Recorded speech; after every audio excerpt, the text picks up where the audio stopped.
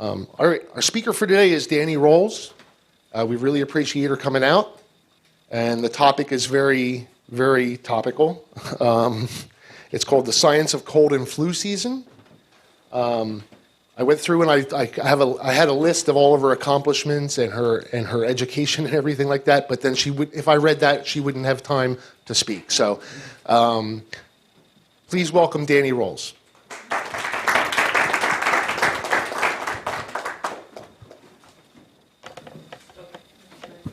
Balance my water cup. Well, thank you for inviting me. I really appreciate coming out here. I love coming out and doing community outreach, whatever the topic happens to be. I used to be an immunology teacher and molecular biology for non-majors up at Princeton University. And I always liked teaching the non-majors because they always, it always just seemed so magical to them to learn these topics, where some of the more advanced students were just like, oh, where's my A, you know? But either way, I apologize, we had a slight IT issue this morning, so I have multiple computers, and I think I'm presenting, this was planned to be a PowerPoint presentation, and I might have lost a few of my animations. So if I'm fumbling around in between slides, please forgive me, but we'll make this fun either way. All right, yes, okay, ready to go now. Because I'm kind of reading off this computer, and this one's showing my presentation. But yeah, so it's that time of year again. Cold and flu season, we all hate it. It disrupts our lives. It disrupts our children's lives. Our children's lives disrupt our lives, you know, that sort of thing. But you know, sometimes it's easier to kind of conceptualize this if we can tackle this enemy that we know, as opposed to just thinking it's some kind of magic. Seasonal illnesses have been bothering us since ancient times. Even in ancient Egypt, they're writing about seasonal respiratory ailments. Let's say maybe taking some opinions on what our current scientific literature is saying versus maybe using some more 18th century knowledge about using leeches or bleeding is always the preferred method of tackling our viruses here. So please don't try any leeches or bloodletting, you know, that's frowned upon. So I hope this presentation can be fun. You know, if it starts, it gets technical at times, but just bear with me. But I'm sure we can make it fun. So I can go further with any questions afterwards. But before I go any further, I just do want to have a little reminder, some disclaimers. You know, this is a presentation that's meant to give an overview of the broad molecular basis of disease. I'm going to share some scientific literature, but you know, this isn't a substitute for conversations with your doctor. If you plan on even trying an over-the-counter medication, you know, that's something that individually I cannot directly recommend to you because I don't know your medical history. And please, you know, when we take questions at the end, limit more personal questions, because you wouldn't believe I studied herpes viruses. And I gave presentations on those, and I would get so many personal questions. What medication should I be on if I have this rash here? I'm like, I respect your privacy, and just let's keep some personal questions, you know, for you and your doctor. So with that, we can do a little introduction here. So. First, we're going to talk about viruses in general. It's going to be a little bit more textbooky, so, you know, just to kind of make sure everybody's on the same page. And we live in a sea of viruses. Viruses are pretty much everywhere. So they infect everything: animals, plants, insects, algae, bacteria, fungus, and they even prey on other viruses. It's a little complicated, but that's what they do. So even if we just look at the bacterial viruses of the world, their mass is so big, it's hard to even think about it. It's, if you take up the mass of all the elephants in the world and just add up the mass of all the bacterial viruses that just infect the bacterial, they'd outweigh the elephants by more than 1,000-fold. So there's just so many of them out there in the world. So we care about viruses even though most are harmless, because they cause devastating human disease. And they're even responsible for 20% of human cancer cases. You're probably familiar with things like human papillomavirus is kind of the big one that people are aware of with cervical cancer. But there's others as well, because they can do some weird things to our DNA when they infect our cells. We're not going to talk about that too much today, but just know that they are a huge societal burden, whether they're harmless from a cold or more severe. So what is a virus anyway? We have a few pictures of viruses. These are from electron microscopes that are the only microscopes that are capable of seeing these viruses. We have a bacteriophage, which infects bacteria. This is a tobacco mosaic virus. It's like a little rod shape. It's a plant virus. We have rabies viruses, which look like little bullet shapes. And then here's what do you call that? It's a reovirus. So viruses are defined as these obligate parasites that need their host to survive. So they can't reproduce on their own, unlike bacteria that as long as you give it some food, it will multiply. Viruses can't. They have to be inside of a cell, whether that's a bacterial cell or a human cell, to make more of themselves. They're very small, and they're considered infectious because they can jump from one host to another and spread. The particle that, like the individual particles, we call that a virion. Sometimes we'll call it an individual virus, but it kind of gets confusing with like virus, the plural. So you might hear me use the word virion or particle. They all kind of mean the same, just one individual unit. And like I said, they're very small. And they do vary in size, but they're about like 10 to 300 nanometers in diameter. So this will give you kind of a better idea of like how small they are. So I'm sure a lot of you have seen this diagram of a human cell. I remember making like art projects as a school with making spaghetti and various household items. But cells, they're typically about 20,000 nanometers. Now, of course, like your nerve cells would be much larger, but on average, let's say 20,000 nanometers. This is one of the largest human viruses, herpes virus, which I studied very closely when I was in grad school. It's one of my favorite viruses, so I always use that as an example. It's big. It's about 200 meters in diameter. You would be able to see it next to a human cell. Where something like poliovirus is more around the size that we're going to talk about viruses today. It's about 30 nanometers. It looks like this little geometric ball, whereas herpes virus is much bigger. It has all these parts. So viruses have two main components. They have to have some kind of nucleic acid, and that's usually represented on the inside. It can be DNA, which I'm sure you're all familiar with, and it could also be RNA. And we'll talk about RNA later, because that's more relevant to our topic. But DNA or RNA on the inside, it's a protein coat that kind of covers it all, like houses it. Sometimes there's other things, like an envelope. The envelope is taken from the cell. It's kind of stolen, so the outside of the virus kind of looks like the outside of your cell. That's one of the ways viruses kind of get into the cell. They attach and they kind of fuse right into our cells because we share a very similar chemistry to the cell envelope and the viral envelope. But viruses have to get inside, and once they get inside, they'll make more of themselves. I like to say viruses do this and viruses do that, but viruses don't really do anything. They really get into the cell, and the cell makes more of them.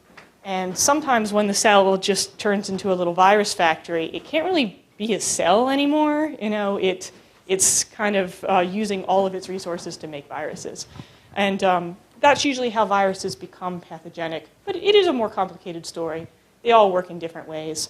But just in general, it's not good to have your cell become a little virus factory.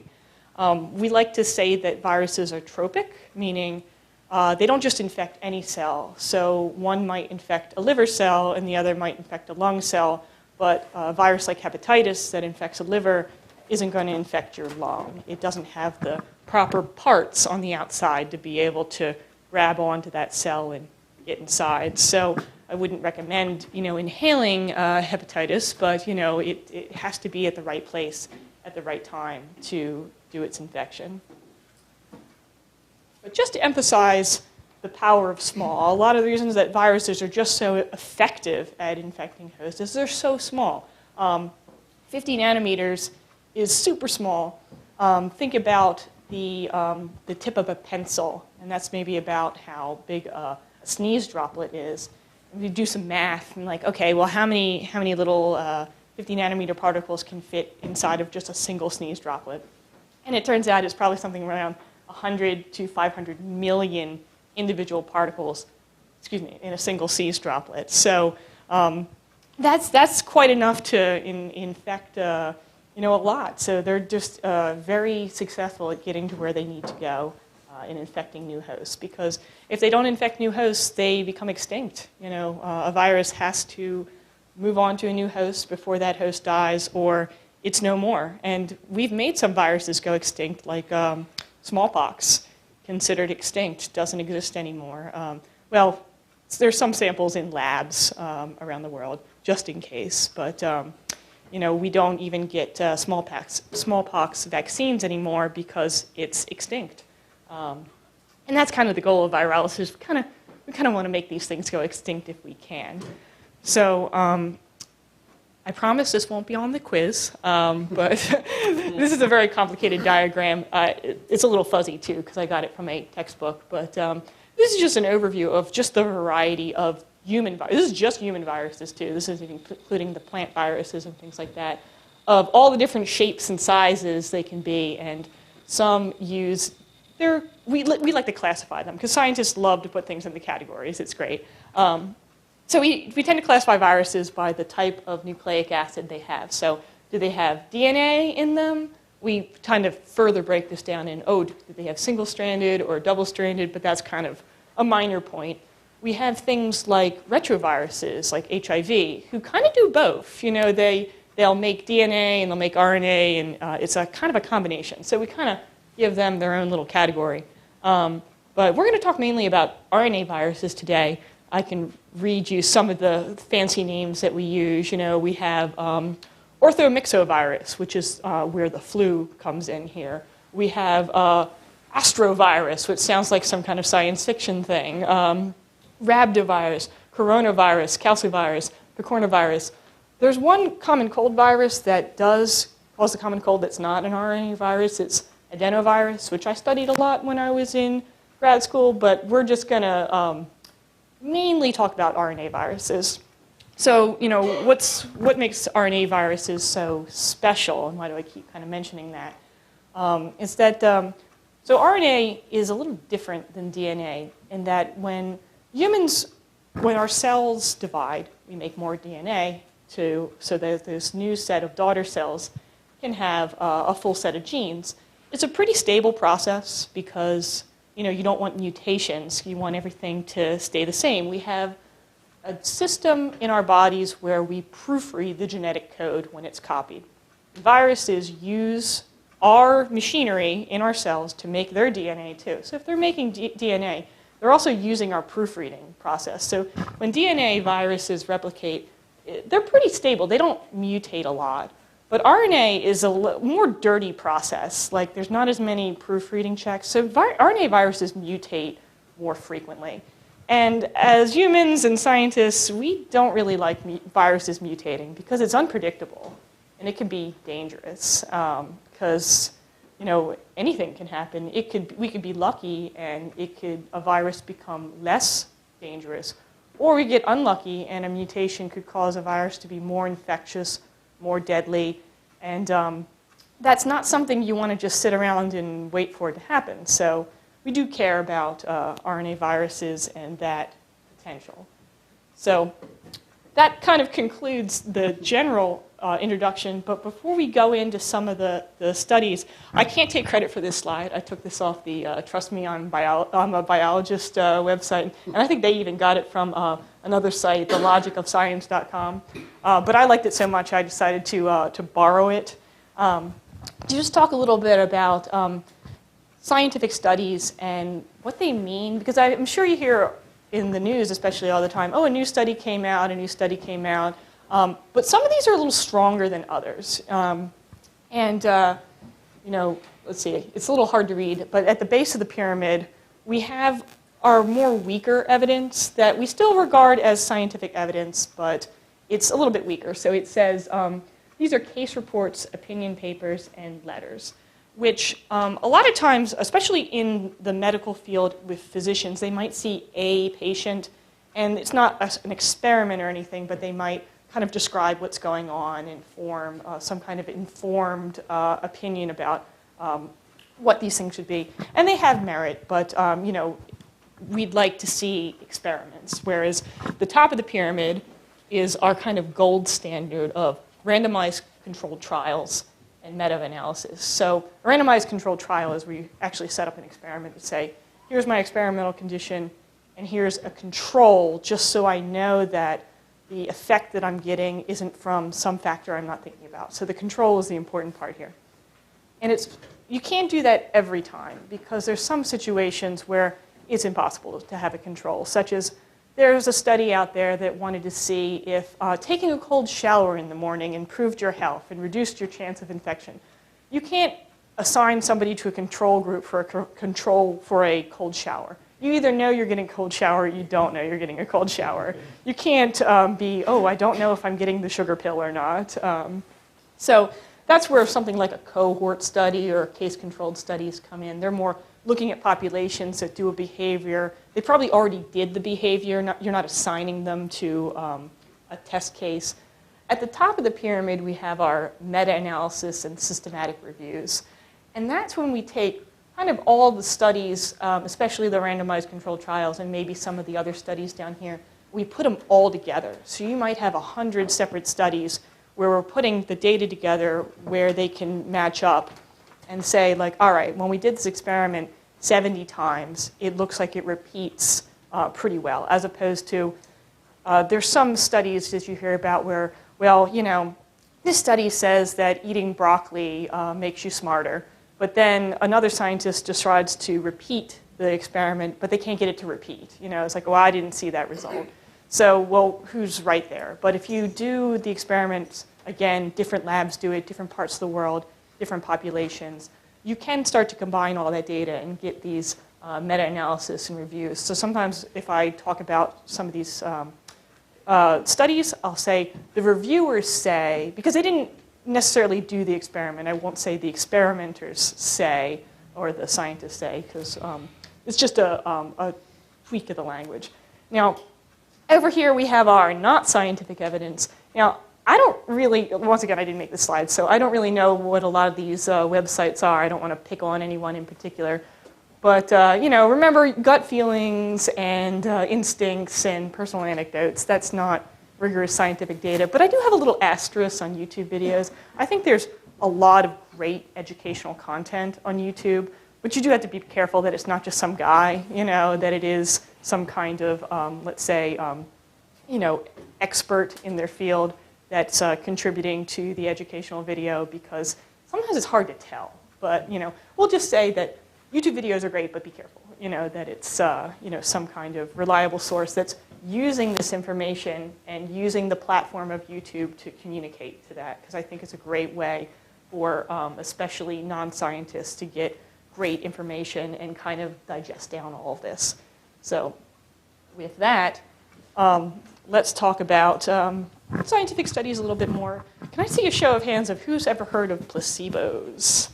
So that's what I thought. Placebos are pretty well known nowadays. I remember, you know, learning about it in school when you hear about it in all the news. So, you know, just a refresher. So a placebo is a fake treatment that causes a benefit because you believe it's beneficial.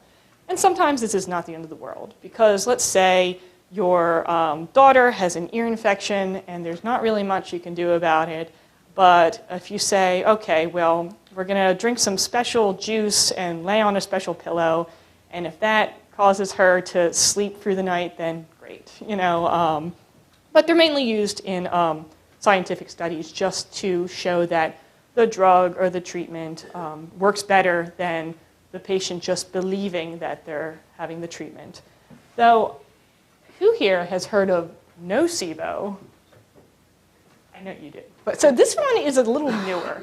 And I only recently heard about this like maybe 5, 6 years ago or so. And it's not really a publicized kind of phenomenon.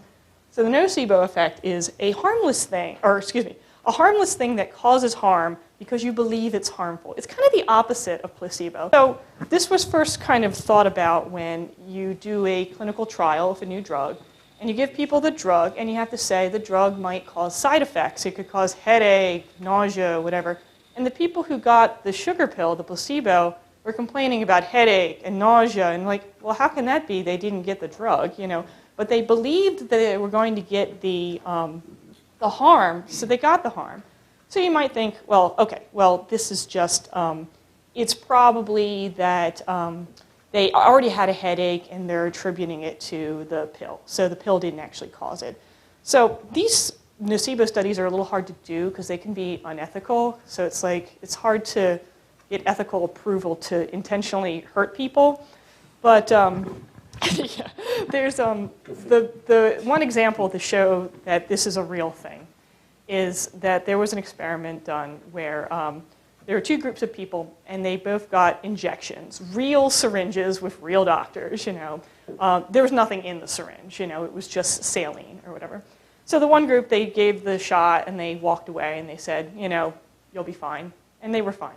The other group, they gave the shot, and they said, this is going to hurt a lot, and the pain is only going to increase over the next 30 minutes. Oh, and they felt pain. They felt a lot of pain. There was a third group that they gave the shot. They said, the pain is going to increase. And they also secretly gave them a painkiller. And they had no pain. So they didn't even know they had the painkiller. They thought their pain was going to increase, and they did it. The painkiller had a physiological effect on their pain, so their pain was real. We don't really know the molecular mechanism but they believed the shot was going to hurt them. Even though everybody got a saline shot. So in designing experiments, we really like to consider both placebo and nocebo now to make sure that, especially in these experiments where we're intentionally trying to infect people and we're asking them about their symptoms, that they're not describing horrible symptoms because they think they're supposed to get sick, and then they actually do, So just wanted to point that out as we kind of go into things. So back to a little bit more introduction. The common cold, I'm showing it here as the little viruses that I discussed earlier. The average adult gets about 2 to 3 colds a year. Average child, it's more like 6 to 8. Still working on that immunity, those kids. So colds are complicated, and they're not just one virus, even though I'm kind of showing this little guy here. Depending on which source you're citing, it can be anywhere from 200 to 250 unique viruses that can cause this one syndrome that we're calling the common cold. So they're usually described by same symptoms, that runny nose, sore throat, cough. Very rarely do they cause fever, but they can. It happens. And they mainly infect the upper respiratory tract, which is defined as this is my little model here. We're talking about the nose, the pharynx, the larynx, but not so much down here in the lungs. It's possible that secondary infections can happen, like pneumonia, but not directly related to the virus that's causing the common cold.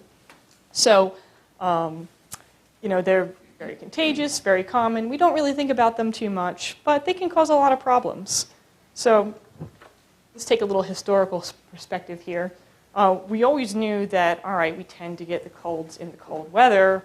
Why is this correlation happening? So going all the way back to 1958, some researchers wanted to answer this question. It's like, okay, how's this correlation working? They took nearly 400 people, and they put them in rooms of various temperatures. So we had like the warm room, the medium room, the cold room. And then they intentionally put virus-infected mucus up their nostrils. It sounds fun. I'm sure they all got paid. And this is in the 50s, too. So I guess they didn't really have the more sophisticated methods. We still do these experiments now, but it's a little bit more technical, okay? So I know we're all told as kids, don't go outside when your hair's wet or put on a sweater. But they wanted to test, like, all right, what's going on here? So they didn't really find any correlation between the temperature people were at and if they were getting colds. There was a 2005 study that wanted to kind of update this, and maybe they're saying, well, maybe it has to do with whether they feel colds. They put people's feet in ice water and then did the same study to see, like, if they would be more susceptible to the cold. And they kind of did get a positive result in that the people in the ice water did report cold symptoms, but they thought, well, this one is probably nocebo. They think they're going to get the symptoms, so they actually do. But it turns out that it's not really the temperature, but the air itself that is making us have this seasonality of colds. So, forgot to change the slide here. So, cold weather has some properties that warm air does not, and the big thing is its availability of moisture in the atmosphere. So, cold temperatures, the air cannot hold as much moisture. The humidity is very low in cold weather as opposed to warm weather. So, let's see. Oh, yeah. When you have humid air and you sneeze or you sniffle or anything, a mucus droplet that you kind of shoot out your nose can be much bigger. It usually drops right to the ground, and it doesn't really cause anybody problems down there. Dry air creates an environment where you have these very fine particles coming out that are more numerous, and they can just float around for many hours. This lack of moisture has a different effect on your body itself in that you have a mucus lining in your nose and your throat, and when the air is too dry, that can dry out. And that mucus lining is one of your important barriers to infection. It catches a lot of stuff and can get swept down into your digestive tract before it can ever really take hold in your nose. So when that lining kind of thins out in like a warm, dry room or even outdoors, that's when you can have some issues. But there's also behavioral issues as well. So of course we like to spend more time outside when it's nice, as opposed to kind of being clustered indoors around infected air and infected objects. So it's hard to say that there's one reason that colds spike in the winter, but it's a combination of reasons. And colds don't just spike during the coldest winter months, they spike throughout the season. So there's some studies being done with vitamin D showing that, perhaps in northern latitudes, people aren't getting as much vitamin D and it's affecting them in some way. But I don't really have much else to say about that because it's something that's being worked on with supplementation, of vitamin D tablets and things like that. It's hard to see if people that are maybe more susceptible to illnesses in the winter because of vitamin D might have deficiencies to begin with. That's not part of the general population. But we'll leave that one for future consideration. So the last thing I want to talk about with kind of cold weather causing colds is a 2016 study that's still kind of a new idea that we've been thinking about with a lot of types of infections, in that there's more and more evidence that we have a lot of microbes inside of us, infectious pathogens, that aren't necessarily making us sick. And then all of a sudden we get stressed out, we have a hard time at work, and then that's when the infection kind of shows its symptoms. There's some evidence that common cold viruses, various types, can lie dormant inside of us, and then something about like a temperature drop can activate them. But this is kind of a new idea, so we're thinking about this some more. But take this with a grain of salt. So now you have the cold, it's winter, and what are you going to do about it? It's like, well, can I do something? Can I strengthen my immune system to prevent it? Well, yes and no. More no. The funny thing is about colds is that it's probably your own immune system that's causing these symptoms, not the virus itself. one of the interesting things about the common cold, as opposed to something like the flu, is the cold doesn't actually cause any tissue damage inside of your airway. It's there and it's reproducing, but it's not really hurting you.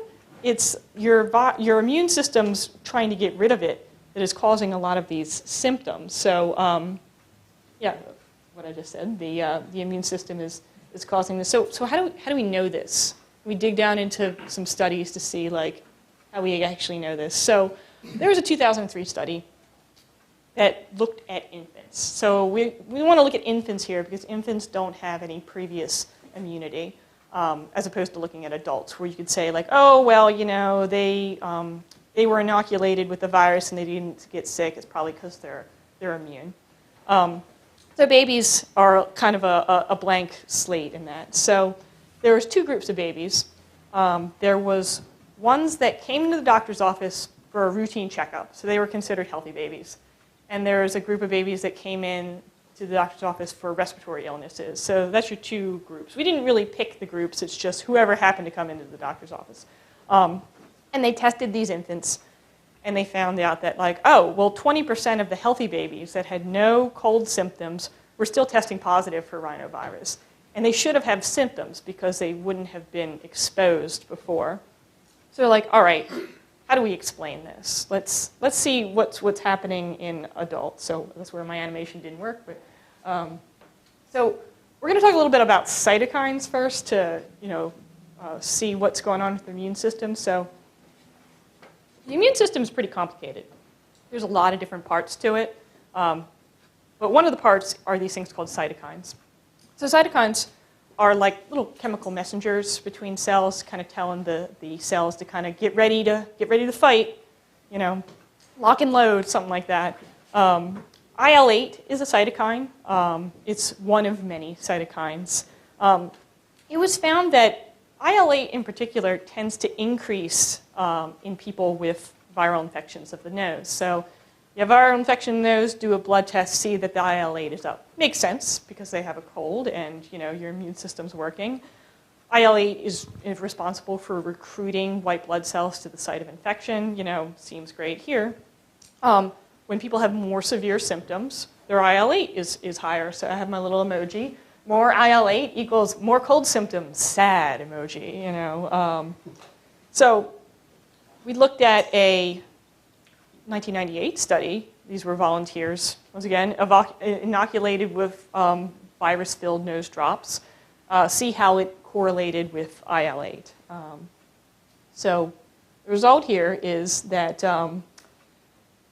of the people who got the infection, so the virus did work in them, some people had increased IL-8 and increased cold systems, and some people didn't have IL-8 and didn't have any cold symptoms, so they didn't feel sick, and their IL-8 went down.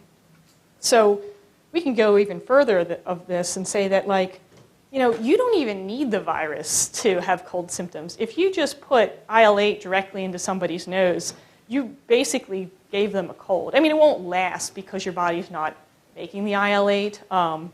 It's just kind of like a shot up the nose of IL-8. So no virus needed. Still kind of not understood why some people get this strong IL-8 immune response and others don't. You might have it one day and not have it the next. It's so not a whole lot we can really do with that information because we're still trying to figure out why do different people react so differently to the same virus that they're getting exposed to. So what about this vitamin C? Everyone's talking about vitamin C. I hear that gets rid of colds, After all, we talked about the immune system. I don't know. Let's see. Where did this idea first come from? So there was this man, Linus Pauling, won some Nobel Prizes, considered the father of biochemistry. In the 1970s, he had an idea that it was this megadoses of vitamin C are good for you idea. And he was a really famous guy, and a lot of people were down with this. It's like, oh, Linus Pauling says that it's good, it must be good. But he wasn't really backed by any solid scientific evidence, and the medical community didn't even agree. But because he was so famous, people were like, yeah, vitamin C can stop these colds. So there are some more recent studies where this was looked into much further. So it was looking at, this was once again a meta-analysis looking at pooled data from 29 different studies. There was over 100,000 participants in all these different studies. And they didn't really see that taking vitamin C supplements, at least, had any effect on the number of colds people got. There was some studies that showed that you could slightly shorten the cold. It was hard to replicate the studies. Overall, the reviewers recommended that they don't recommend taking vitamin C supplements unless you fall into a few categories, such as, say you're a marathon runner, or you're doing military training and you're putting your body under high physical stress. It seems like these are the populations that the vitamin C is actually helping. And of course, I'm sure some people have natural deficiencies, but if you're just an average person who knows that they don't have any known medical deficiencies in vitamin C, it doesn't really seem to do much. I mean, there's a lot of products out on the market, like was it Emergency and things like that. And like, are they going to hurt you? Nah. I mean, if you want to take them, like, it's fine. But like, just don't like spend a lot of money on them, because some people, I feel it's they want to buy these products. Some of them are very expensive, and it's just not worth the money. If you want to drink orange juice because you like orange juice, go right ahead. But don't spend a lot of money on these products. So what about this zinc? Here's zinc's really good, right? Well, yes and no. That's always the answer in science, yes and no. There's research. It's a little lukewarm. 2013 is when this is dated, so it's like a little older. I don't know if there's more recent stuff, but there wasn't really any evidence that it prevented colds. Maybe it seemed to make them shorter if you took them within the first 24 hours of when you first see the symptoms. So, this idea about zinc first started when it was found that people that had real zinc deficiencies were very susceptible to infections. So the idea was like, all right, well, if we increase zinc in the general population, will that help the general population as well? So that's kind of where this idea first got started. But zinc comes with a few problems. So the studies suggest that you need about 75 milligrams of zinc a day for it to be effective as a treatment. It's like, okay, fine, I'll take 75 milligrams, no problem. But like, most people can't really take more than 40 milligrams a day before they start to have side effects. It can be minor, like, oh, I have a bad taste in my mouth. Or it could be like, I feel a little nauseous today or something, gives me a tummy ache. Or it could be pretty serious, like lose your sense of smell, which has happened to, there's over 100 documented cases. This is for the nasal sprays, by the way, not for the lozenges. So, like, if you want to do zinc, I mean, I guess that's fine, but if you're having side effects that kind of outweigh the benefit, then yeah, maybe not such a great idea. But once again, same idea with the vitamin C. So what about these herbal remedies? I mean, just be really careful because the New York State Attorney General's office did investigate at least those sold in the state of New York recently. And 4 out of 5 of these products don't even have the ingredient in them that is listed. So, like, once again, there's a lot of people that want to scam you out there. They want to take advantage of your desperation to get better. And this happens a lot of times, especially in, like, the weight loss industry or healthcare in general. People are very vulnerable, and it makes me a little angry when people try to take advantage of vulnerable populations. So, Echinacea, that's kind of one of these things that has been around as a proposed cold remedy for a while. But, be careful because recent studies just show that it doesn't really do much. But, seriously, what can I do about this cold? Well, you can't shorten it that much. You really can't prevent it, but you can remedy the symptoms with over-the-counter medication. So it's like, okay, how do these things work? What's going on with these over-the-counter remedies. So, they usually work as nasal decongestants or antihistamines in some way. So there's a lot of different ways that they work. So we have, remember we talked about those cytokines? These cytokines keep coming up, okay? So the cytokines, they can dilate your blood vessels. So when you get an infection, that's what causes your nose to be all stuffy. So if we can act at the point of where your nose is getting stuffy, we can fix that. Cytokines can also interact with pain receptors in your esophagus, and that can lead to your sore throat. So maybe we can attack that too. And then finally, cough is really annoying, your runny nose. That's more of a brain thing. So in order to combat that, we'll have to look into the brain. So, let's see. So pseudoephedrine is kind of this magic cold drug that is one that's known to reduce cold symptoms. It works in your nose, binding the receptors. It makes everything kind of, the blood vessels are tensed up so they don't get that flood of cytokines in there. However, pseudoephedrine has a problem in that it has a lot of side effects because it's a stimulant.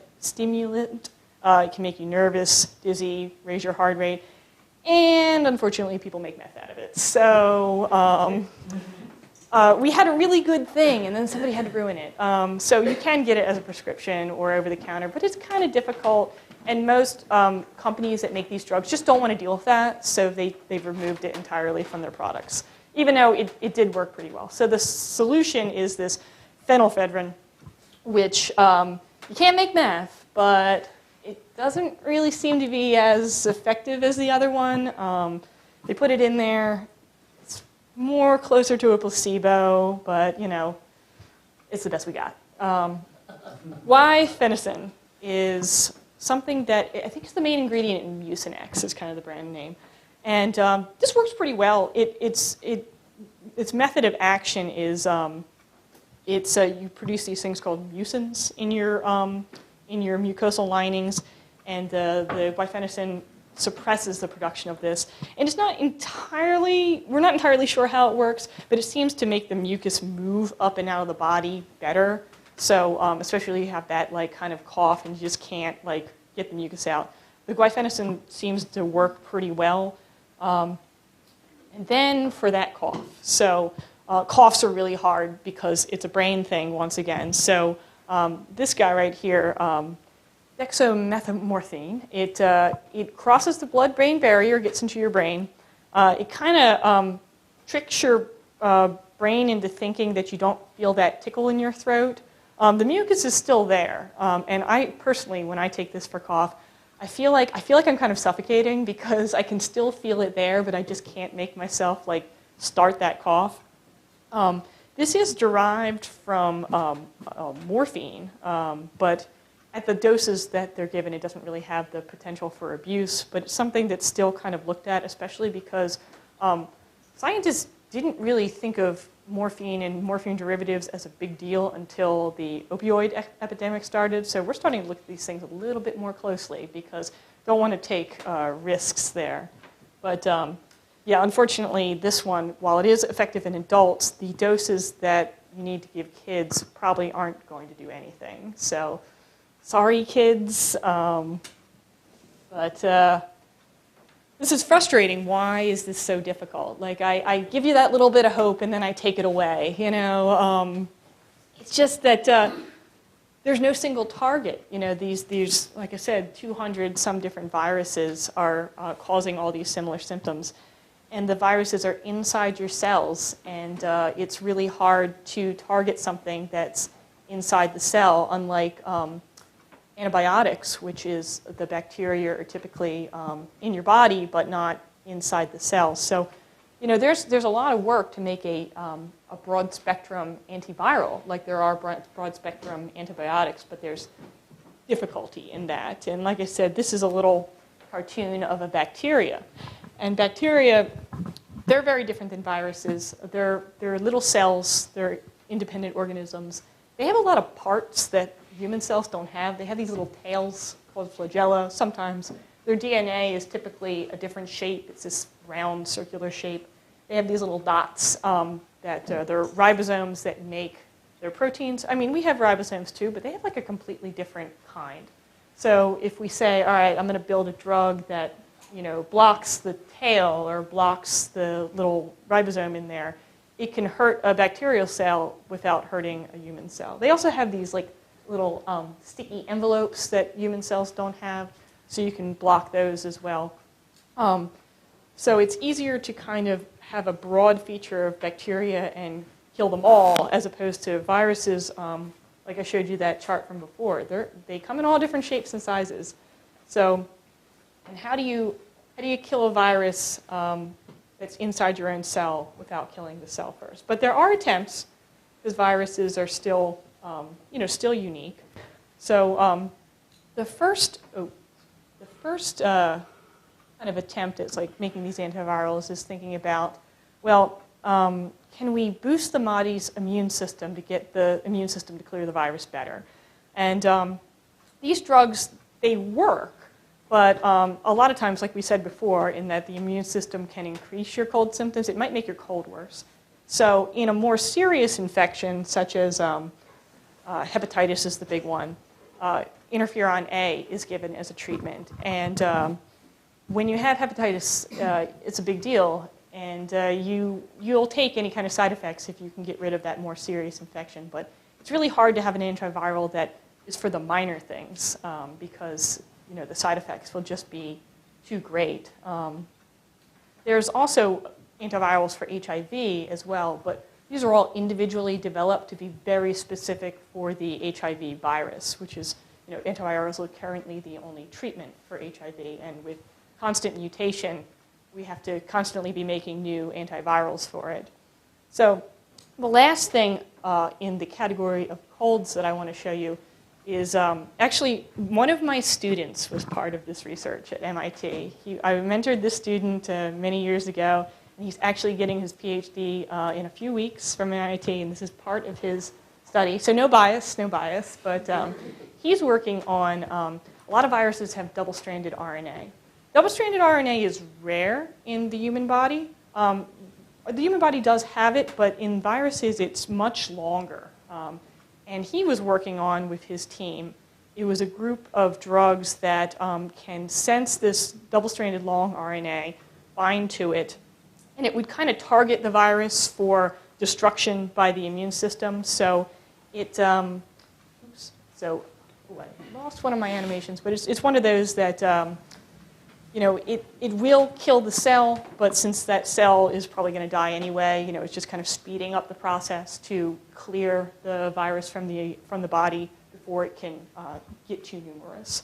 So I'm going to hurry along here because I am a little behind, but now we need to talk about flu. And I might have to drag out my soapbox here for a little bit because I just really want to stress that, like, influenza and the common cold are not the same thing. Flu is bad. Flu is very, very bad. And we tend to call it this name flu. It sounds kind of cute, I got the flu, I'm going to buy the flu medicine, but it's not cute. We should really, rebrand it somehow. I think we need a rebranding campaign. I tend to want to call it its full name, influenza, because it sounds more scary. It sounds more, ooh, it's big and complicated, it's scary, But we've just gotten so used to, flu being around that we don't really think about it as terrible as it is. Now, some years are worse than others. A lot of times that has to do with the effectiveness of the vaccine and the mutation of the virus. But, at the high end, we have 800,000 hospitalizations, up to 61,000 deaths on the high end. This is just in the United States, too. This isn't even worldwide. And these aren't just old people that have compromised immune systems. This is from the CDC's website, because the CDC tracks this really great. You can go on there and they have minute-by-minute updates of these are just pediatric deaths in various years. So this is this current flu season, the end of it. They have data up until the end of December. And it's we're looking at per week, 10 to 20 deaths of children that are perfectly healthy. So yeah, we need to take this a little more seriously, especially because this is one of those viruses that we can actually do something about. We have vaccines and an antiviral, Tamiflu, but I think it's just that we don't see it as something important that we should care about, but we should. We'll talk a little bit about the vaccine. So let's see, this is one of, okay, my animation worked. We'll talk about it in a second. But let's just look at the virus itself first. So looks a little different than the cold. It has a little envelope like we talked about later. And it has these pieces of RNA. It has 8 pieces. That's going to become important later. Remember that. This one tends to infect the lower respiratory tract. That's why you get a lot more problems, because that's where pneumonia ends up happening, in the lower respiratory tract. And, you know, we hear a lot about, you know, H1N1 and H3N2, and what does all that mean? It's really just a way we named the virus. The H's are referring to this hemagglutinin, and the N is referring to neuraminidase. It's the names of these spikes that we see on the outside of the virus. It's how it attaches. And since it's on the outside, we can kind of see them very easily. There's 18 different types of H's and 11 different types of N's. And it just depends on which combination of H's and N's you have is how we name the virus. So why does the flu end up getting so bad, and why do we need vaccines every year? Well, that's because of genetic shift and genetic drift. Okay, so like I said, RNA viruses get a lot of mutations. Okay, that's genetic drift. So genetic drift is the viruses mutating and evolving and changing ever so slightly. So let's say it's winter in the southern hemisphere, and the virus is infecting people, and it's changing ever so slightly as the days goes on. And the northern hemisphere people are monitoring this, because once it turns winter up here, they're going to want their vaccine to be ready. And it's usually close to what's going on down here. It might not be perfect. They'll take the viruses that they think will be the top candidates for the northern hemisphere, and they'll put that into the vaccine. So we'll have to have a new vaccine every year to match how the virus is drifting. Now, then winter will happen up here, and the southern hemisphere will do the same thing. They have to have a different vaccine because all that drift that's happening in the northern hemisphere. So the World Health Organization monitors this. They do a pretty good job, and they make sure that the people who develop vaccines can make a good match each year. But sometimes it's not perfect. Sometimes it's only, let's say, 60% effective. But 60% is better than 0. What about genetic shift? Right, this is where pandemics happen. So I believe the last big one was 2009. It was the H1N1 swine flu. So, like I said, you have these 8 pieces of DNA. What happens if one virus from, let's say, a bird, and another virus from a pig infects the same cell? And all these little pieces of RNA are floating inside. Now, sometimes you'll get the avian virus come out, or the pig virus. Sometimes a piece will get mixed up. One of the avian strains will go into the pig strain, and then you get a hybrid. And this happens unpredictably. This is genetic shift. So when this happens, it happens suddenly. It can be very dangerous because a lot of these viruses are very virulent, and there's no vaccine that can protect against it. So these tend to be particularly damaging in younger people. Remember the cytokines we talked about earlier? There's a thing called a cytokine storm that can happen in people that are teenagers, middle-aged, children, that the immune system is trying so hard that it causes just a flood of liquids in the lung and causes to viral pneumonia, which can be very deadly. And it's scary because there's nothing that can really be done because the vaccine hasn't been built yet. So what about masks? Do they prevent the spread of flu? Because most of these mask experiments were done in context to flu. Well, they do a pretty good job, but they're really not designed to protect a wearer from particles. It's kind of the other way around. They're more like the sick person should be really wearing the mask. But let's see how they work. There's 2 different kinds. There's like the standard surgical mask and the N95 respirator. I wear N95 respirators at work every now and then, especially when I work with these like exotic monkey virus and things. They are difficult to use. If you're wearing it properly, it's hard to breathe. And it's not really recommended for people who have underlying health conditions. Like high blood pressure or heart conditions, because it's straining to do anything slightly physical.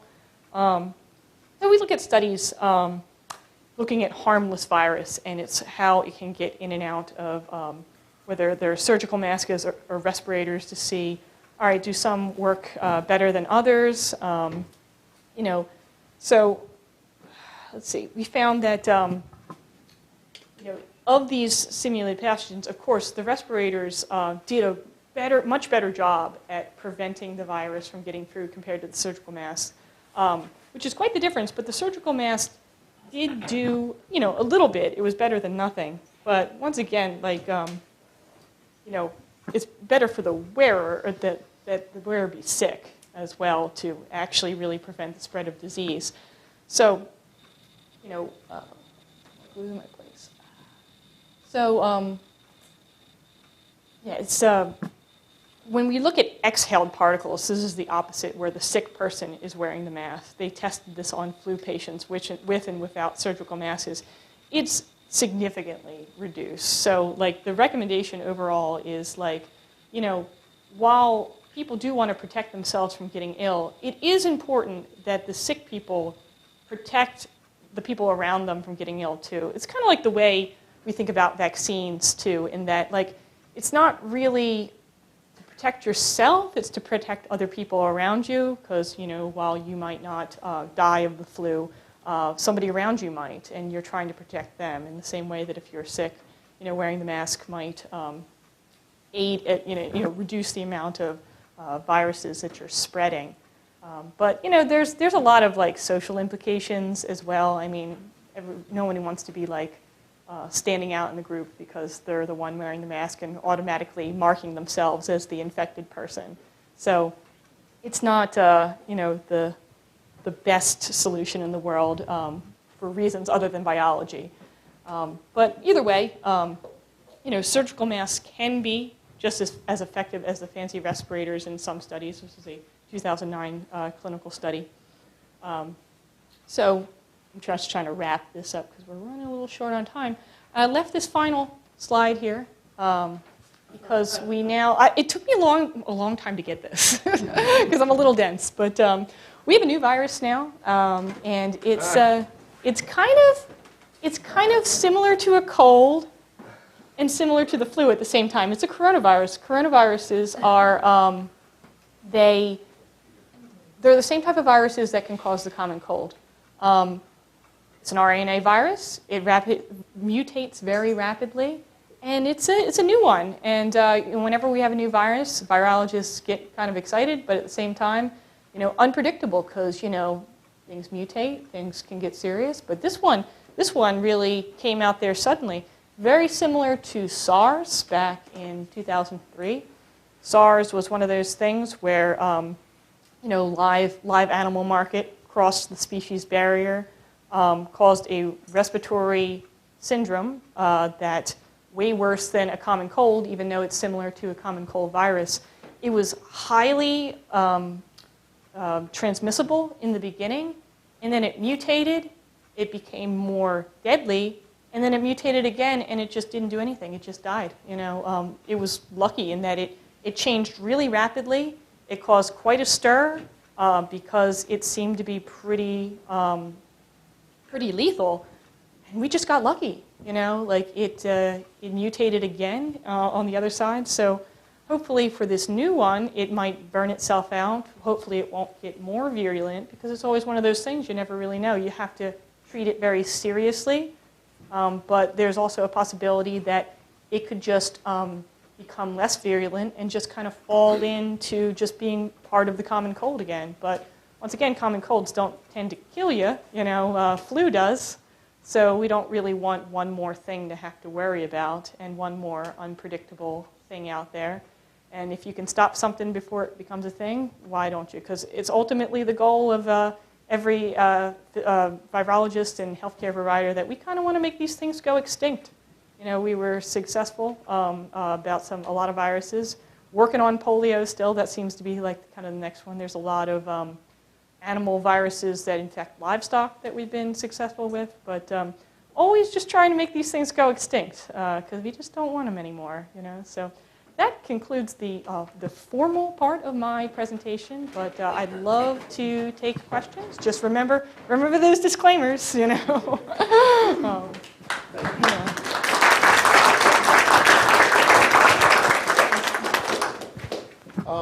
You got that one? Yeah. Just anybody that has a question, please use the microphone so we can pick it up on the speaker. First of all, thank you very much for the presentation. Very good. Two questions. The first one is, all the viruses you've described have a pathogenic quality. Are there any viruses out there that have a beneficial effect to the human body? Question two is, you said Tamiflu. Is that used as a prophylactic course, or is that a pill that you take after you discover the symptoms? So I'll answer the first question. So we don't really know of any human viruses that are good for humans. These parasites don't really do much for us besides kind of take away valuable resources from our function. But that doesn't mean that as scientists we can maybe use them for our own purposes. A lot of viruses are used in developing gene transfer therapies. So let's say you're born with a genetic condition, like let's say you have cystic fibrosis. Cystic fibrosis is missing like one base pair of your genome that just makes such a devastating effect. Well, what if there's a way that we can take a DNA virus, we can pack it full of that gene that you need, and then we can infect you with that. So the virus can then deliver that beneficial DNA. And then we can modify the virus just so it can't really reproduce itself much, just to kind of limit that. Or maybe modulate the immune reaction to it. I mean, this is all very new. I mean, it's been happening since, let's say, the late 90s, experiments with it. But there's huge potential for, let's say, developing viruses for human therapies. Or making a virus carry the gene of interest from a human and use them to then develop a drug for it that's unrelated to the virus. It might be for cancer or something like that. But as far as we know, sometimes viruses for other species can be beneficial, like a bacteriophage that infects bacteria can be very beneficial. Or what if we can develop a virus that, remember I mentioned tropism, where viruses like to infect different cell types? What if we can get a virus that infects our cancer cells so that it only kills the cancer cells that we want? But either way, still not quite there yet. And your second question? Tamiflu, yes, Tamiflu. So Tamiflu can be used as a prophylactic. It is in certain vulnerable populations, but generally not for the general population. Tamiflu, it is important that you start taking it right away when you get the flu, because otherwise there's just way too much virus in your body.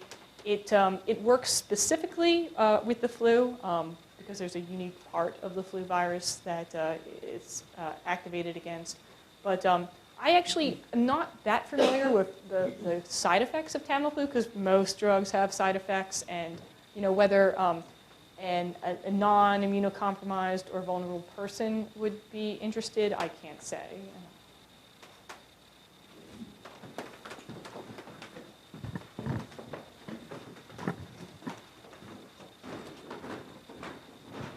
Get Harley and then Ruth. Hi. This is really a story rather than and there is a question at the end of it. As a teacher, I used to get 6 or more colds a year. Nowadays, I sometimes don't get any colds at all in a year, and I attribute that to zinc. I started taking zinc a number of years ago, and did it the way you feel the symptoms, so you start taking the zinc. And that got me down to like 3 colds a year, and they weren't too bad. It's because it seemed it would knock it out if you took it really quick. But then I just said, well, and then I had some of the side effects. So what I do now is I take the zinc lozenge, I cut it into quarters, and when I go to bed at night, I take one. And then if I get a symptom or I'm around somebody, I take another one during the day. I swear by it. And like I say, I know this is not, Oh, yeah, if this it is not works for you, scientific, yeah. but for me, it works. So the question is, have they investigated more possibilities with zinc than they have? Yeah, there are potentials to maybe design some kind of smaller lozenge that you take throughout the day, or maybe some kind of time release thing. It's up to, unfortunately, it's up to individual companies that have to sell this. There might be academic data out there, but ultimately a company makes it, and it's up to them, how they want to go about it. This kind of comes into, now I didn't mention this because it's kind of obvious. Hand washing works, and some people ask me like, oh well, how often should I be washing my hands to reduce my chances of infection to 0? I'm like, 0? You want to go to 0? Okay, well that means you'd probably have to wash your hands like every 5 minutes. Most people can't do that, it's kind of the theoretical maximum versus what most people can do. So zinc's kind of like that too. It's like, if you can tolerate it, hey, it must be fine. Or if you can tolerate maybe taking a lozenge like every hour, that's fine if it works. But like, it's kind of looking at what can most people do, looking at the population. And a lot of companies wouldn't want to make a product if only a small amount of people could actually use it. But if you have your solution of cutting them up or they're doing your method, like if that works, like, hey, all the power to you, just be careful with those sprays, Don't want to lose that sense of Yeah, I smell. think part of this, why it works is it coats your mucus. That's why you suck it slowly. Mm-hmm. Are you familiar with I don't want to cut you off, but, cough drops in general. I never liked cough drops as a kid. I thought they tasted like poison, and my mom's like, here, come on, it's going to help. They do help coat and everything. But there was some investigations into cough drops recently. It's like, you know what? Sucking on a Jolly Rancher does the same thing. Now, maybe you don't want to, have all that sugar. Whatever your candy of choice is, a Lifesavers mint, where that might be. But, it does feel better. It does help coat. And, if it makes you feel better, go for it. Whether it's a Jolly Rancher or a cough drop, a zinc, that's the bottom line.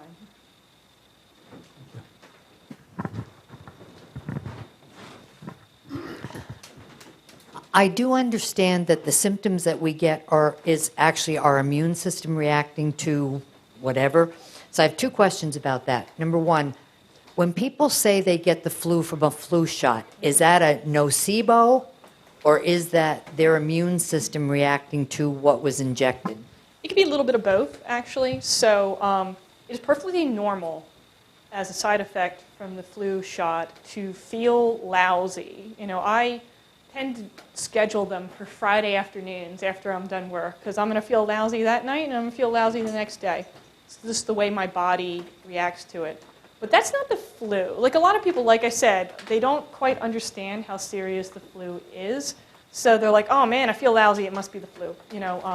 Maybe you might be feeling lousy for multiple days. But ultimately, when you get that vaccine, you're not going to get the real flu, and you're not going to risk spreading it to other people, which is the big thing. Because you might not care about yourself. You might be like, whatever, I can handle it. But like, just don't spread it to other people. Like, just get that flu shot. Nocebo is an explanation as well, in that you think it's going to hurt you, and you feel sicker than you might normally would be. There's also, let's say, probability. It's like you get sick exactly when the flu shot is ready. And a lot of times there's just a coincidence too. Like you might get a really bad cold right after your flu shot. You might get the flu itself right after your flu shot. And if it happens one time, your idea of what the flu shot is like will probably be biased like for the rest of your life. But if you look at entire populations, you're not going to get the flu from the flu shot, but you might feel terrible in some way. And I admit that, like, I talk to a lot of people about flu shots and kind of the do's and don'ts. I've heard every excuse imaginable for why they don't get the flu shot.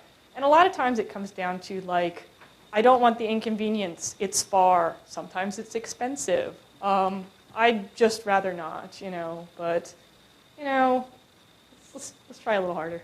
But, I've never, ever had a reaction to the flu shot, so I always thought it was in people's heads when they said, I get the flu from a flu shot, but you're saying that you do get symptoms. I feel pretty tired. I don't really have like a runny nose or anything, but sometimes a headache, and I like to lay down. But I do it every year, but like I kind of have the strategy. Friday afternoon, that's when I'm going to do it, type thing.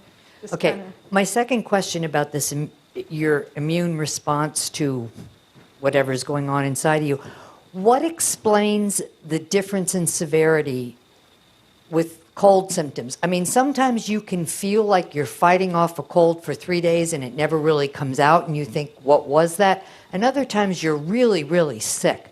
So what explains that immune response to the different levels of severity?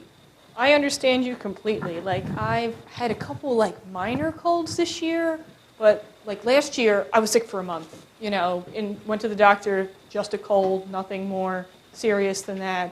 But it's just the cold is so many different things. And there's an interesting kind of phenomenon where, let's say we're talking about the same virus here. So I have a virus, we're not having any outside influences, and the virus goes into my body. And my immune system kind of reacts. My body is kind of selecting different virions, different viral particles to be more or less successful. So then when I start shedding the virus, and I give it to my husband, the virus that went in might be a slightly different virus that comes out. It might have evolved a little bit inside of me. Sometimes this is with children, especially because their immune systems are a little different. Like the virus that goes into a kid might be very different when it comes out. Because we cannot predict how the virus will drift genetically, it tends to be kind of like a roll of the dice every time you get something, and it's frustrating. But it's once again like an unpredictable genetic drift. So that explains the severity of the symptoms. Mm-hmm. Yeah. Hey, another question here. Are the bugs getting stronger? Not necessarily, but they can, depending on different circumstances. We really worry about bacteria these days because of, we have these antibiotics and we're kind of selecting for stronger and stronger bacteria. In terms of viruses, because they work a little different, we tend to have these spikes in severity and then they kind of come down. So kind of off topic but related, we could talk about like Ebola or something. Ebola, very nasty, very deadly. Doesn't really spread all that great because you have to have like direct exposure to blood. But like, oh man, like how can we get something so deadly? But really deadly things like that tend to burn out because they tend to kill their host before they can spread it to the next person. So if a virus is too deadly, it might actually be bad for the virus and it won't spread that well because if you get the virus and then you just drop dead, that gives no time for you to then spread it to other people. Measles, on the other hand, measles is one of the most infectious viruses there is. If you were to walk into a room of 100 people and you had measles, you'd probably infect like 80 of them if nobody had any kind of previous immunity. So that's one of those really successful viruses that spreads super easily and can kind of stick around. It doesn't kill you right away, if it does at all, because when the host recovers, that's even better for the virus because then it can live on in the next host. But a lot of different factors that can select for more deadly viruses. But once again, a little different than bacteria. But we are all always worried about flu because it can change so suddenly and it can cause serious global problems. And it's all, the doomsday people are always talking about the next humanity killer. And it's always kind of hypothesized that flu might be one of those things just because of its unpredictable nature. More questions? Here you go. So you mentioned that one of the key viruses is that it's not active, it's dormant and get active. So does it make sense for everybody to wear the mask whether they're infectious? Because you may not know you are infectious till few hours or day or something. Absolutely. And then if everybody's wearing the masks in October, whatever, November, December, January, February, then there's no stigma. So people who are sick, they can wear it. That by itself reduces the chance. Or doesn't make much sense to do that. So, it does make sense. But it's also one of those things of like, what are most people capable of doing? So in healthcare settings where a lot of these studies with masks take place, a lot of them were done with nurses. It's part of their job. They don't want to get infected. But like average people don't tend to change their masks as often as they should. They might like forget and like touch their face or something. So human behavior plays a big part in that. And like there's the physical barrier. And then I know sometimes this happens with me, like we call it the PPE effect, where if you're wearing some kind of personal protective equipment, you might take some risks that you don't normally take, So while the molecular biology can support, whether something works or not, like humans tend to do what they want sometimes, and maybe they're not washing their hands as frequently as they should. Maybe they're not replacing their mask as frequently as they should, and maybe they forget and reach up and scratch their nose when they're not supposed to. So we're always trying our best, but getting 100% compliance at all times is harder than it sounds. Understood. One more question is that I know that you get cold and flu more in cold weather, right? Mm-hmm. And part of the things with us is that on North Hemisphere, you also have holidays, so that's a stressful event for a lot of people. But for Southern Hemisphere, when their winter is, there is no such big holiday or stressful season. So do you guys see the difference between severity of flu and cold in North versus South Hemispheres in doing their respective winters? Not sure about severity itself. Whether there's an increase in hospitals. So the ways you would measure this would be like, all right, do you see increase in hospitalizations, increase in death? Sometimes that happens, sometimes it doesn't. But whether there's a pattern to stress, human behavior, travel, things like that. Going back to the question earlier about are viruses becoming more strong, if they're becoming stronger, more deadly? Well, people are traveling a lot more, and we're kind of mixing up a lot more, and that doesn't necessarily make viruses stronger, but we should think of humanity as more one people instead of me over here in my country. I don't care about what you're doing over there in your country, because these days, like, people go everywhere and travel more freely, and we should just think about we're in it for the world, rather than, oh, I got to keep away from those people over there, that's their problem, that's their virus. So kind of humanity focused. Thank you.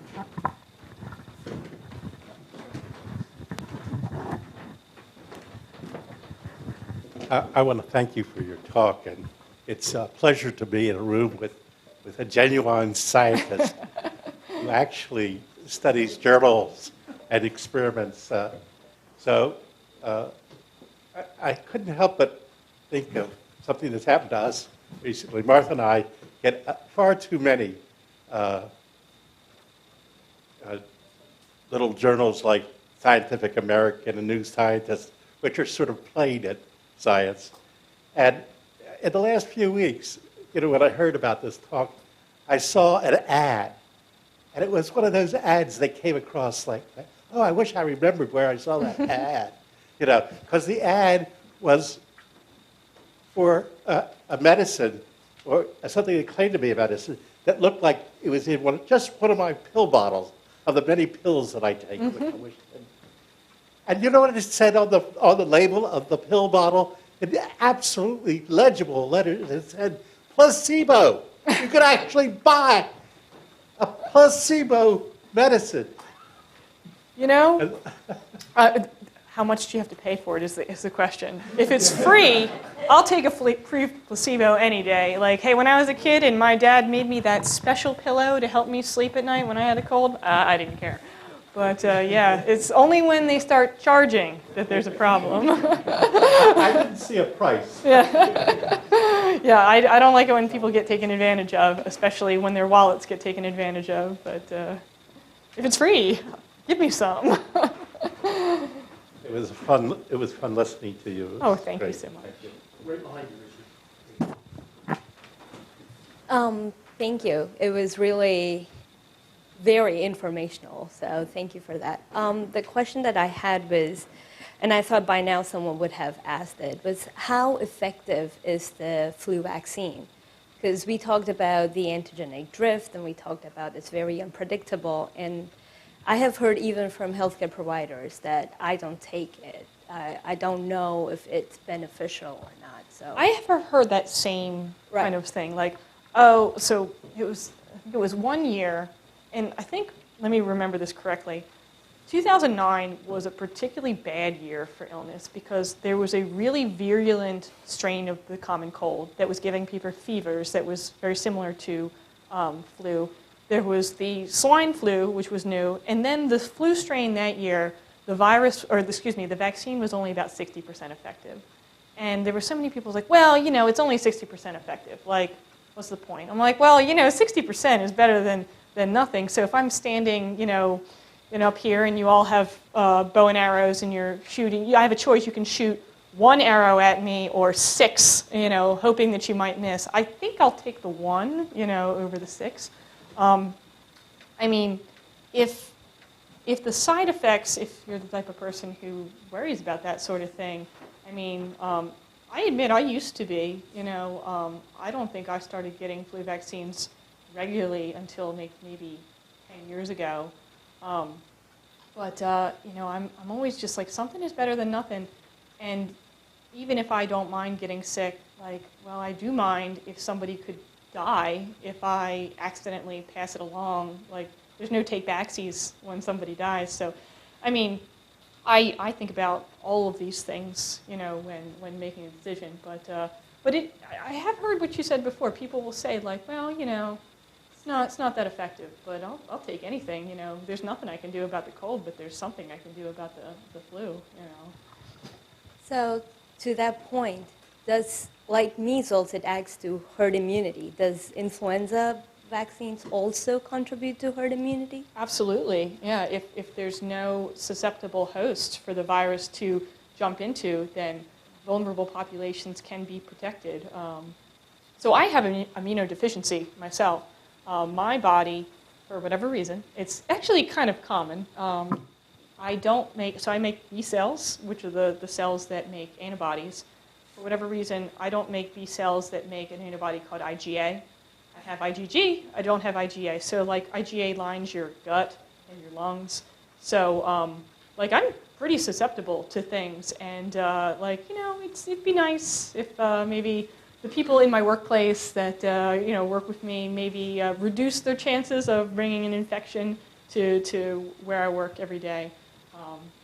So keeping those folks in mind.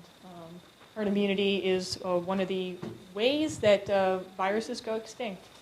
Still working on that polio. Come on, so close. Thank you.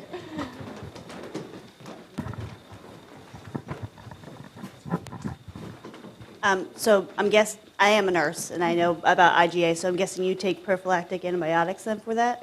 So I don't really, it's not recommended by my doctor because when I was younger, it used to be much worse. Like, I went to a college dorm for the first time. I was deathly ill, every single week. You name it, I had it. I was in the hospital a couple of times, and that did not happen to me at all, kind of growing up and just kind of being exposed to everything all at once. So there were some things that I was doing back then. But now that I'm older, once again, don't really know what's going on with my immune system, but I'm not, let's say, actively treating it other than just kind of being cautious about certain things, And I guess my other question, I am one of those healthcare people that don't get the flu shot, but we are often told that it's only 20 or 30% effective, not 60%.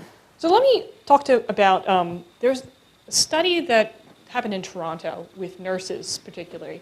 And for nurses with various forms of vaccines, surgical masks, I'm trying to remember the numbers off the top of my head, but it was of the nurses studied, their surgical masks were only about 20% effective, and their vaccines weren't as effective. They were still getting sick. And I think the explanation for the nurses in particular was that they just get such a high viral load because they're being exposed constantly, and to a lot of other things too, that like the nurses in Toronto, at least, I can't speak for anywhere else, were not exactly a normal, let's say, data point in the general population. Once again, I can't speak to your work environment and each different year in how effective the vaccine would be. But at the same time, I'd still take 20%, Okay. Here you go, Trish. How is the effectiveness determined? When you say 60%, what does that mean? 60% of people exposed won't get it? How would you know that? Or you have a 60% less severe reaction? So that's an excellent question. It's like, well, how do we know? So once again, making these vaccines, it's a guess. We have to just kind of try to predict how the virus is going to look when it makes it up into the northern hemisphere. So when the vaccine is made, it's tested for safety, it's tested for purity, and then it's distributed to the population. And it's only when you start to see the flu season start to kick into action can you actually tell how it's going to be. I mean, you can also monitor the virus itself, and you can make predictions based on the effectiveness that might not be based on actual patient data. So you could say all right, well, we put, usually they put 4 different strains into the flu. There's a lot of different strains that I didn't quite get into in this talk, but they usually choose 4 of the most likely candidates, throw them in there. But as the monitoring happens, and we get closer and closer to the fall, it's like, ooh, kind of made a mistake. Probably should have picked one of the other ones. So then you can kind of make a prediction, well, we know that since we didn't choose that strain, but there are the other strains circulating around, how do we think this is going to work? But so if you were to just see a number published, you probably wouldn't exactly know where they're getting the data from, whether it's just a prediction or whether it's based on actual patient data. And flu is so underreported too. Most people, they get sick and they're like, got the flu, got to stay home. They don't really go get tested or anything. So when the CDC reports number of cases, these are just confirmed cases, the numbers are probably much higher in reality for the people who never test positive by going to a lab or anything like that. So there's a lot of ways these numbers can come in, and it's hard to know exactly where they're coming from, but it's based on predicting the strain of the virus and then once people actually start getting sick.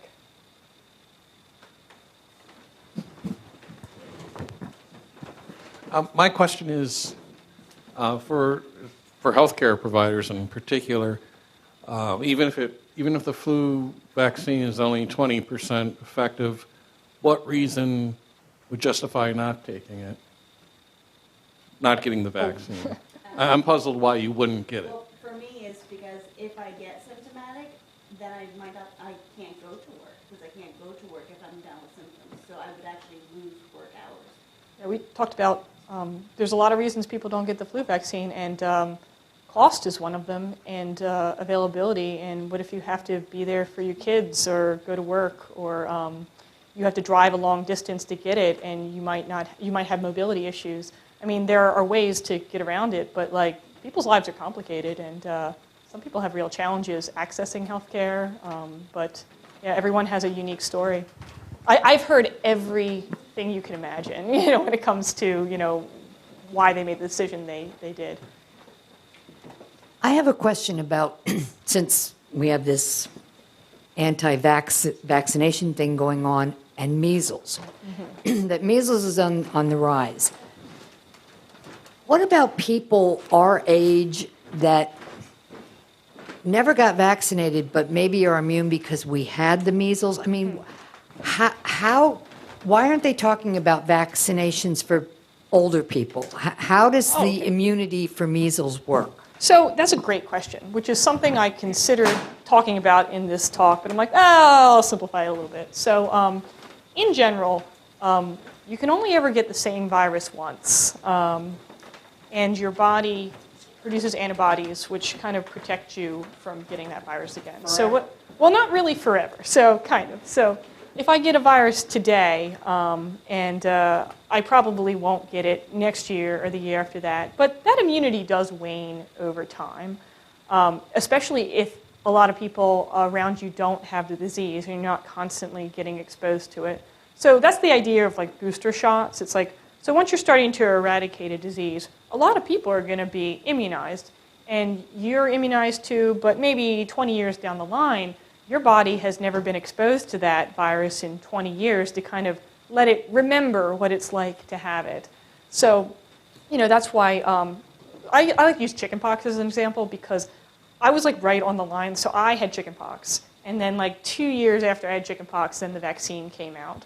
So it's like, well, now what am I going to do about shingles, you know? So, you know, there's the shingles vaccine, and one of these days, you know, I'm going to have to get the shingles vaccine because chickenpox is a little different. This is what I specialize in. Chickenpox is a herpes virus, by the way, the big ones. I like them. Anyway, yeah, so chickenpox actually stays dormant in your body like forever, you know? So it's not even a matter of exposure. It's like, one of these days when you get older and you, your immune system maybe starts to weaken a little bit, shingles, you know. You never got rid of the chicken pox. It's always with you. So measles, not quite the same, but, you know, just never getting that exposure. Getting the vaccine later in life is becoming more important because it doesn't last forever. I mean, should they be recommending that older people get vaccines So for measles? I haven't heard anybody say anything about that. I think it has to do with, you know, the current. So once again, these are all made by commercial companies. They are very hesitant to recommend it to older people if it was never tested in older people. So there might be clinical trials happening now, because if you make a product, it has to be marketed and tested on the population of intent. A lot of times that's children or people that had not previously had measles. So, like in theory, you could be fine. You know, they could give you a measles vaccine and it would be fine. It would protect you. But like when we inject something into a person, we have to know. You know, like there's no maybe. Like we have to know that it'll be okay. Like there's not a whole lot of room for uncertainty about safety and how immune systems will react. So these things are tested pretty heavily before they reach the general population. So it might be that it's still in the process of getting approved for various ages or people who have had previous exposure. So we'll see. Just keep updated on it, just in case, you know. So I have one more effectiveness question. Mm-hmm. A lot of people think about it very personally. Would it be fair to say that, you know, there could be upwards of 60,000 people that die every year from the flu, you said? Oh yeah, that's like on the upper end, like a bad year, you know. So even if it's only 10% effective, if everyone got it, we would save upwards of 6,000 people. Yeah, Is that a good way to look at it? That's a good way to look at it, yeah, like kind of by the numbers, because it feels more meaningful that way, you know. Danny, are you okay taking more questions? Oh yeah, Okay. I enjoy. I'm a talker. Oh. I'm a chatterbox. That's great, because we got a lot of Q&As yeah. here. Here you go. If I'm not mistaken, the flu can be quite a lot worse than that. And in the early 1900s, didn't like 500 million people die? Spanish flu. Yeah. Is the flu vaccine effective at all against something like that? So what we're talking about is the Spanish flu. It was very unfortunate, and it happened right around World War I, especially when a lot of soldiers were coming home. So when soldiers were in training situations where they're in very close quarters and sometimes in like unsanitary situations, it was kind of a lot of things made it very bad. But in 1919, we really didn't have a lot of the healthcare support that we have today, because when you get sick with the flu, a lot of times the deaths and the hospitalizations are due to pneumonia, and it's due to pretty much drowning in your own fluids. But in modern medicine, we have a lot more like respiratory support. So with just the wonder of materials and technology, we could put people on ventilators, we can administer fluids through IVs, and we can help the person stay alive until the virus is cleared from their system. Some people, especially in areas of the world that don't have that medical support, minor things can be severely deadly, like diarrheal diseases in sub-Saharan Africa. Maybe not a big deal to somebody living here in the Lehigh Valley, especially with children with intravenous fluids, but somebody who doesn't have access to that health care. And that's similar to the way it was in the Spanish flu pandemic. So, is it possible that a virus can be so virulent that there's nothing we can do, or it affects people so quickly that they can't get to the proper healthcare resources in time? Yes, that's entirely possible. But sometimes we see things happen, especially in other parts of the world. And this is going back to the Ebola in 2014. People got really freaked out because it was pretty bad in Sierra Leone. But the healthcare system was so underdeveloped that it got out of control. If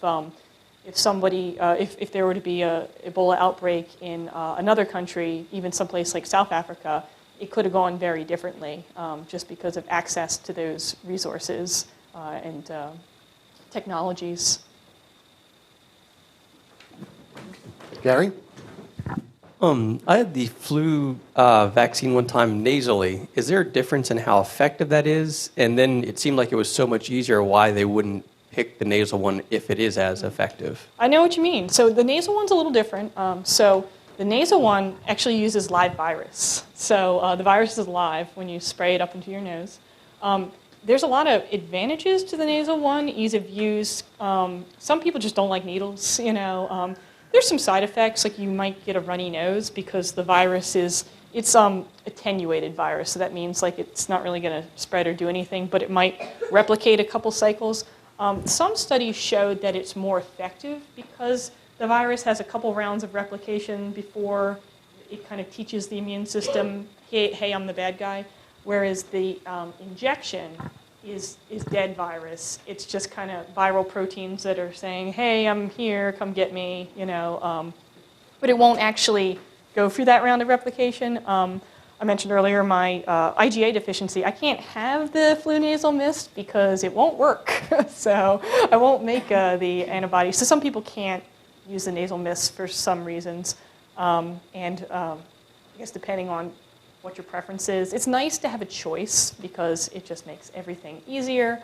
And it's nice to have different methods of action for vaccines too. I keep mentioning polio. I'm going to mention polio again. We're almost there. So polio has two different vaccines. There's an oral tablet that is really convenient. You can take it to various parts of the world. Give it to kids, here you go. You don't have to worry about clean needles or refrigeration. Unfortunately, the polio vaccine in that form is a live virus. And when you're trying to eradicate the virus, there's always that slight chance. It's very small, but always that slight chance of what if you give the live virus and it mutates a little bit and we have to start all over again? So we're trying to push away from that polio vaccine as we get closer and closer to eradication. But it's just so convenient, you just carry it in a backpack, and give it out to wherever you happen to be in the world. But they're both used in conjunction as good tools just to have better options for whatever the situation is, Anybody else?